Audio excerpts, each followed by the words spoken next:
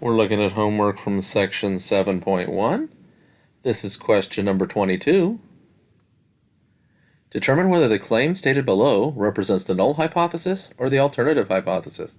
If a hypothesis test is performed, how should you interpret a decision that A, rejects the null hypothesis, or B, fails to reject the null hypothesis? An automotive manufacturer claims that the standard deviation for the gas mileage of one of its vehicles it manufactures is less than 2.8 miles per gallon. So we're going to look for keywords. We see standard deviation, less than 2.8. So that's how we're going to form the claim in this problem. The claim is that sigma is less than 2.8.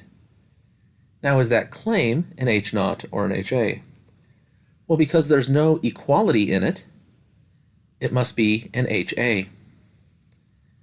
So for the complementary hypothesis, when we have a less than, the other symbol will be greater than or equal to. So the other hypothesis is going to be sigma greater than or equal to 2.8, and that will be your null hypothesis, H0. Once we have those, we can answer the first question. Does the claim represent the null hypothesis or alternative hypothesis?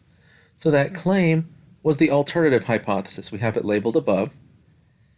And since the claim does not contain a statement of equality, it represents the alternative hypothesis.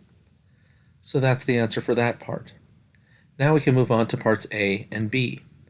Part A says, how should you interpret a decision that rejects the null hypothesis? Well, if we're rejecting the null hypothesis, that means we have enough evidence to support the alternative hypothesis, which is our claim in this case. So there is sufficient evidence to support the claim that the standard deviation for the gas mileage of one of the vehicles it manufactures is less than 2.8 miles per gallon. Rejecting H0 means you have sufficient evidence to support HA. For part B, how should you interpret a decision that fails to reject the null hypothesis? Well, if you're failing to reject the null hypothesis, that means you don't have enough evidence to support the alternative hypothesis, which is our claim. So that means we don't have sufficient evidence. There is insufficient evidence to support the claim that the standard deviation for the gas mileage of one of the vehicles it manufactures is less than 2.8 miles per gallon. And that's your answer.